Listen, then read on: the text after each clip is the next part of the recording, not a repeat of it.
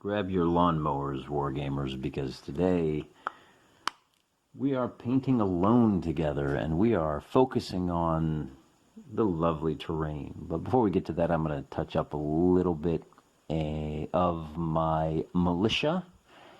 And I'm specifically turning on the camera here as I work on these guys because I wanted to talk about the campaign, the Tony Bath style, grand tactical, grand strategic. I still haven't quite decided what to call it other than Tony Bath style, which may be a bit of a misnomer. For those of you that aren't aware, Tony Bath is one of the leading luminaries. He was a good friend and associate of Donald Featherstone, who together are, in a way, well, not entirely. This is one of those situations where there's as much truth to the saying as there is, kind of extrapolation. But you can think of them as the fathers of modern wargaming. Of course, wargaming has been around almost as long as war itself, as long as Grug and Fag decided to put a couple of rocks down and generate some rules for the rock fight. You can bet your bottom dollar, right? Goes back even as games as old as chess or backgammon. Did you know backgammon is a war game? It's meant to teach strategy, particularly the strategy of don't go deep into enemy territory alone. Always make sure you got a buddy with you. That's the point of backgammon. As you're jumping, you're safe. Jumping around, you're safer in numbers. So war games have been around for a long time, but modern war games themselves have only been around since about the late 60s and maybe the 70s. And I would venture to guess that those teen years of the baby boomers were vital, that there's something cultural that was going on at the time that allowed the kind of civilian recreational war games to blossom, and that kind of culture to blossom. You had a massive world-spanning conflict had ended about 15, 20 years earlier, and the boys that fought that war were now getting into their 40s, and it affected pretty much everything that they did. It really shaped them in a lot of ways that goes unremarked. The men's adventure magazines that everyone tends to scoff at right now, but which, if you've ever picked up a copy, there's scans available online. The covers are a bit garish, but they're designed to get you to pick up and buy and read the magazine. And if you've ever picked them up and read it, the writing in some of them is astonishingly good. They're definitely written for more. These days, the magazines you find at the check stand are written for a fourth grade reading level, at the most fourth grade reading level, whereas the men's adventure magazines were dialed into strict 8th grade. So they're better written. They're much more literary than you might expect. Yeah, I mean, sometimes, the classic example, weasels ate my baby. But, yeah, and, like anything else, they follow Pareto's principle. For those of you that don't know, Pareto's principle is that 20% of the authors produced 80% of the best work. Or, what's the other? Sturgeon's Law, 90% of everything is crap. Well, okay, pick up 10 magazines and 9 of them might not be so hot, but one of those magazines is going to be really, really good. And that's the one you're looking for. But at any rate, the market was there for those magazines because you had 45-year-old men who were approaching their midlife crisis, and they were looking back on their first years of adulthood were spent in the frozen forests of Germany, or in the sweltering islands of the South Pacific. And while they had had enough of being shot at, they were looking for a way to recapture some of that adrenaline rush. And one of the ways was through the men's adventure magazines. One of the ways was through old war movies. The 60s were a ripe time for those old John Wayne war movies. Some of them, all too many of them, decided that one of the ways to recapture it was to go to war, get involved in a land war in Asia. Yeah, good going, guys. How'd that work out for you? But some of the more intellectual guys fell into this odd little hobby called Kriegspiel. There wasn't a whole lot about it. You know, Kriegspiel was a book. You're a wargamer of some discriminating taste, so you probably already know this. Kriegspiel was it's German for wargame. And there was an actual series of books that were printed by, I don't know, the old German generals, kind of the black powder era, but they had, in a time where libraries were more than just homeless guys looking at pornography on the community computers, you could go down there and check out a book that hadn't been in print for 80, 90 years. I don't know, maybe you still can, but a few libraries that I've gone into lately are far more dedicated to DVDs and whatnot. But you could find copies of Kriegspiel, and so the more intelligent of those veterans picked up that copy of that book and said, hey, maybe this is a way to recapture some of that, and they constructed their own little toy soldier hobby that was a little bit more than pushing little green men around a table. I don't know that the men of my generation, and I should say some few of them were apt to encourage their children to get into the hobby as well. I don't know that this hobby could be generated today at a time where guns are treated as a public health crisis. Danger is the furthest thing from our mind, and where the opposition to wars ebbs and flows based on who is sitting on the throne, so to speak. 10 Downing Street, White House, whatever those crazy Aussies call their White House or 10 Downing Street down there in Sydney. I just don't know if you could generate a hobby like that today when our culture is dominated by people for whom pronouns are the most pressing issue in their lives, or it seems to be the most pressing issue. I have a hard time believing that generation would be able to treat the topic with the kind of intellectual rigor and honesty that it deserves. Sure, some excellent few might do just that.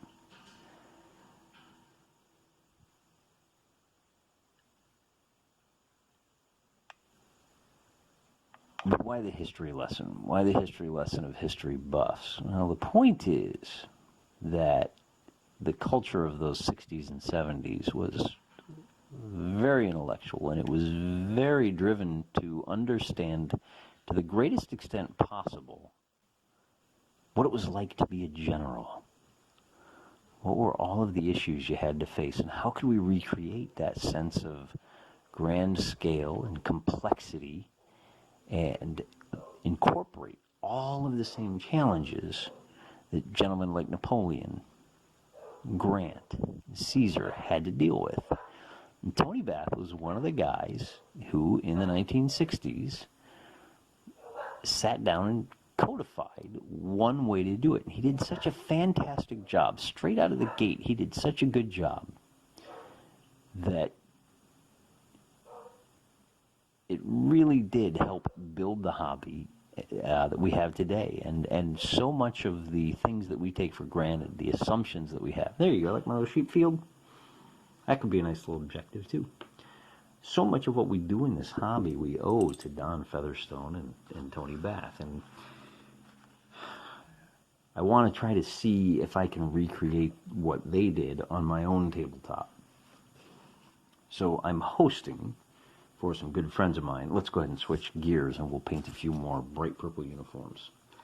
So I am hosting, and fortunately, thanks to the miracle of the modern internet, I got guys from like 3 different continents. 1, 2, 3. Yeah, 3 different continents and one tiny little remote island way out in the middle of nowhere are participating in what I'm calling the Tony Bath campaign. And I call it that because if you read Miniature Wargame Campaigns by Tony Bath, he provides a lot of guidance for how to make your games as complex and yet still manageable as possible. This is a style of wargaming that is out of style these days. Man, I got that green all over the place. It's going to be a little hard picking out the white pants on these boys, but we're up for the challenge here. The Joy of Wargaming. So I've challenged these fine friends of mine to each take a nation. And we've got 5 nations that are running around the continent of Tros, T-R-O-S. The Trojan Emperor has died. And each of them is a king from one of the 5 nations that comprised the Trojan Empire. And all 5 of them have their own aims. And I haven't told the players what those aims are. It's up for them to decide. Generally speaking, they should be trying to capture the... I can't remember what I called it. I'll have to go back and check the blog. I think there's a link in the description. They've tried to capture the throne for themselves. That's what their people want. That's what their people expect. And generally, that's the point of the exercise. However, maybe they just want their freedom and independence. Maybe they just want to secure the old homelands. Maybe the king who is taking one of the sides has decided all he wants to do is beat up on his ancient enemy, the other Trojans, and just expand his power. But, you know, ideally, if it goes on long enough, one player could sweep the board. Maybe one player will do well enough that he can capture a vassal state, and a second player will then be forced into a position where if he wants to continue playing, he essentially has to swear fealty to king number 1. There's all kinds of possibilities here. Or he's eliminated outright, and we're down to just 4 players. That's a thing that used to happen before the perfect balance of rule sets became the holy grail that everyone had to appeal to. It's not a particularly balanced set. It's one I largely made up on my own with the help, the guiding hand of good Tony Bath. And, you know, if you read Tony Bath's guidance, he gets into everything. Every little thing, logistics, casualties. What are the casualties if your side wins versus your side loses? How does having cavalry present in a winning force affect the total casualties on either side? He gets into logistics. How many troops can each little village in your made-up community support? How much grain, how much wheat? If all of that sounds like a lot of stuff to track, it is. It is. It's a demanding style of miniature wargaming, and maybe that's why it's fallen out of style. Maybe the men who beat back, you know, fought in a world war were made of sterner stuff than we modern degenerates. I doubt that. I think we can still do it. I just think that it's out of style and that no one talks about it because no one does it. Maybe if we talk about it, more people will start to do it. Maybe if we figure out how to make it work again, we can spark a renaissance. Who knows? But the point is, I got a whole continent. Now, 2mm wargaming is a whole different kettle of fish than the usual wargaming. It is continent spanning, and so I wanted the terrain that I use to be a little bit more than just a standard spray-painted drop cloth. I want to be able to see farm fields, for example. I want a number of different roads and streams, and I needed to know how wide to make those roads and streams. Well, now I know how wide to make them. I need to make my roads this wide, and I need to make my streams this wide, so I can actually paint my drop cloth. And the drop cloth idea that I've got here, and we'll get to that in another Painting Alone Together eventually, that drop cloth is going to be, I bought, now again, the rules that I use are going to be, are suitable for 2x2 battle boards. In fact, they're called 2x2 Napoleonics. See how convenient that is? Let me give these wagon wheels a little bit of luster. Looks like that one's kind of hip deep. This wheel right here, on this back guy right there, you can see how green it is. He's going through some really high grass, it looks like. The 2mm boards with crossroads and streams of various widths, and even roads running all the way across. A couple have to have coasts. I wanted to have. I've tried a number of different ways, and I haven't liked any of them, to be quite frank with you. Whether it's strips of felt that lay flat. Look how thin these roads are. Look how thin these streams are. I don't know how to make a realistic looking stream that is portable and that I can lay across. So what I did is I bought 1x2 painter's canvases. It's actually a thick cardstock with a bit of a hash work on it. And I'm going to wind up painting those by hand with fields. And, as you can see, these are my forests and my hills. Now, they're not very big. I'm not sold on this yet, but it's what I got. And we're going to go to battle with the army we've got. And if we don't like this, we'll find another way when we can. But for now, that's the plan. And we're laying all this out for you right now. A little bit of history and a little bit of what's to come. Because all of us are smarter than any of us. So if any of you have experience with using a painter's canvas, this isn't stretched canvas, mind you. It's a hard stock, probably about as thick as this field notebook right here. About yay thick. I should be careful so I don't dox anything. About yay thick. It's got a texture similar to that. If any of you have any experience with that, why don't you go ahead and let me know. Tell me what kind of detail you get. My big concern is that with the texture on those boards, I won't be able to paint my streams thin enough. So here we go. Here we go. Now it's time for some serious detail on these Imperial troops. If we can turn it so you can see how we just need to drag a line across the sand here. And just like that, our boys, now that's the front. I think I've glued this strip on backwards. And then we'll give them a little white wash through here too. Is that the front or the back? No, that's, what? No, I think that's the back. If you look very closely, very closely, if my lens can cooperate, that's about as good as she gets.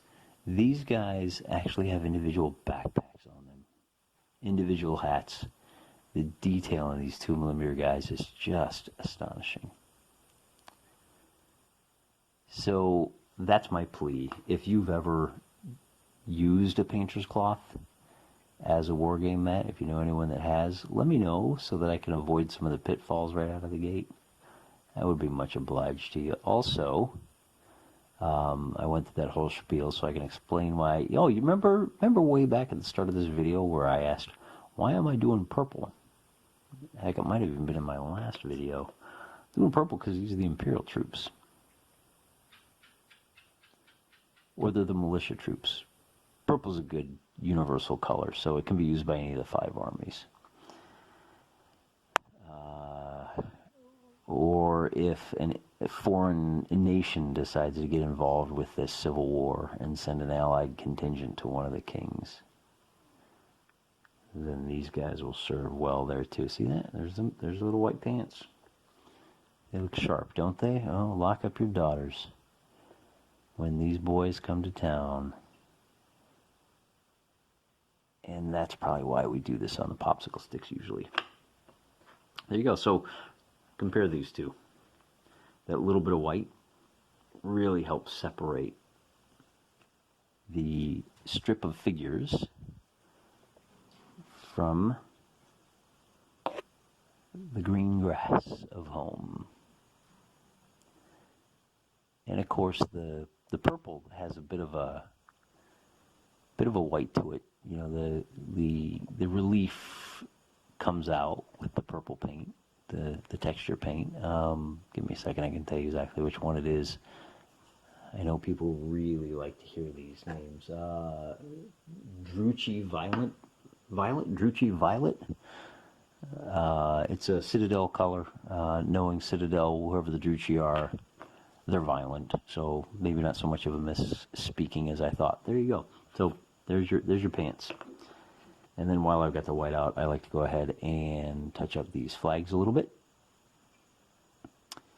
We'll just paint that up white. And honestly, you could stop right here. This is a perfectly acceptable level of tabletop readiness. Of course we're not. We're going to go ahead and paint the flagpoles and give these guys a little bit of flashing silver for their weapons. So it's not just the purple and the green. We're going to add a little detail to these flags as one does. And then we'll be good to go. And they will be ready. I think they're done. I think these guys are, again, they're in the tall grass. I put a little too much green on them. But we'll drag a little white across the bottom. There you go. Just a tiny bit of white. That's all it takes. I think our church has dried enough. This was a nice gray base.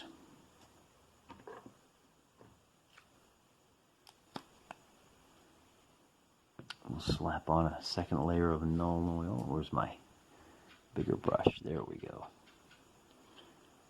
Gonna have to, and look at that. See how the paving stones just leap right out on you? Well, they do when there isn't a glare anyway.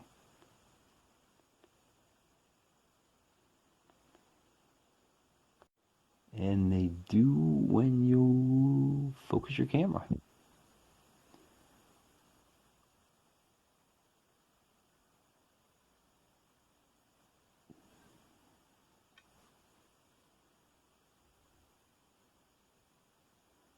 Look at that lovely little courtyard now. There, you can see there is a heck of a glare there.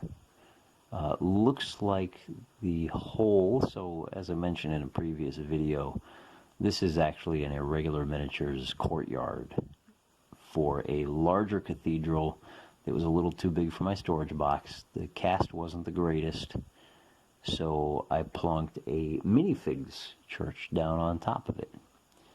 And she's looking a little gray there. I think we need to do a little something to fix up that roof. Also in this corner here you can see a little bit of the hole. The bigger cathedral fit perfectly into a hole here that I've tried to cover up with the gardens. Since that didn't work, we're going to go ahead and put a little pool right there. We'll paint a little blue. And that will add a little variety to this otherwise gray and green monstrosity. See, nice little fountain. Maybe a little fish pond for Father Minnie, and we'll match it with one over here too.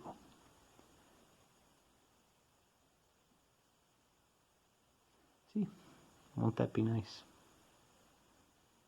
Won't be much, but it doesn't take much to add those little moments of interest. Likewise, I can show you how we really fix this thing up and really give it that churchy character. Now the roof needs a little bit of work, but these windows want to pop out. People are going to want to know that there's church windows here. They're vaulted, so I like to pre-paint in my colors, and then I'll come back and I'll black line them. Just a little black edging there. It looks like there's a door. We're going to leave that obscured and just paint a front door here. The dog next door does not approve. He'll survive. And just like that, our church goes from kind of a gray blob to having a much more church-esque character. With just a few subtle strokes. Sometimes that's all it takes. Oh, here I can show you. It's even more subtle when I paint it off camera, huh? So my Tony Bath style campaign has some surprises. I know for a fact some of my players watch this channel, and I really suspect they're going to start paying a lot more attention because all of their battles are going to be grist for the Joy of Wargaming Let's Play Mill. I'm going to show you guys each and every battle for as long as the campaign holds together, and I'll be honest with you, I don't know how long that's going to be. We may get like 3 turns in before I kind of throw my hands up and say, this is way too complicated, this is way too many battles. I mean, there may be like 10 or 12 battles to get through before we get through the first couple of months. It's a fairly small continent. I left it that way on purpose because I wanted to get to the action as fast as possible. That may have been a bit of a mistake. But there's only one way to know for sure, and that's to play the game. So that's what we're going to do. Looks like there's a lot of windows back here, but I don't know that I trust those. I don't know if I trust myself to paint those in. Well,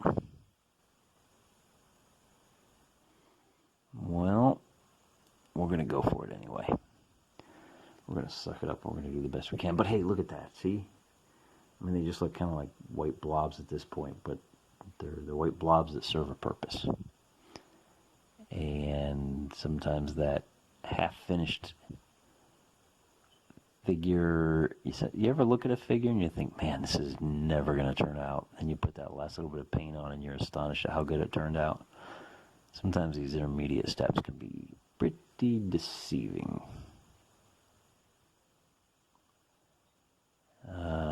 But in those moments, you just gotta kind of take a deep breath, suck it up, and power on through. We're gonna make that one a little bit smaller because of this little baptismal chapel back here. I'm not sure what style of church this is. I'm not familiar with it. I don't know what that might be. For funerals, for baptisms, either way, we're just gonna kind of leave it. The nice thing about this sculpt, these churches, so I've got 3 of them here, 1, 2, and 3, and you can see these onion domes. The steeples are all separate pieces that you can glue in as you see fit, and you get plenty to choose from. I could have made them all Eastern Orthodox, could have given them all the peak, the 4-sided peak, or I could have given them all the 2-sided. Just depends on the era and the country you're at. My campaign, the guys surprised me. I've got a circus stand.